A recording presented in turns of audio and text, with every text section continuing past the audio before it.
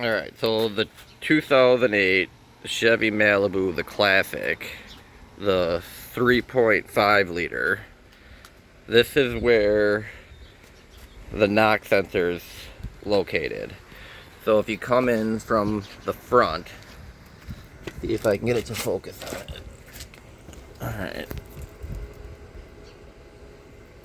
So I'm coming in. Got your license plate. You got your oil filter.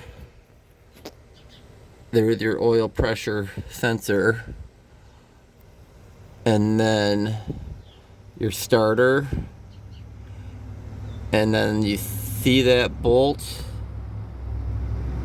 up there with that little round rubber thing on it. That's the knock sensor. And then there's a heat shield right by it.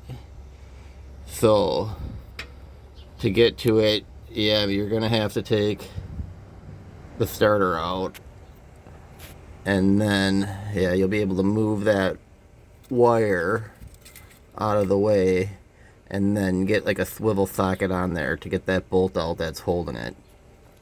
And then once you get the starter out of the way, you can get access to the harness clip to unclip the wiring on it. But you can see it up there.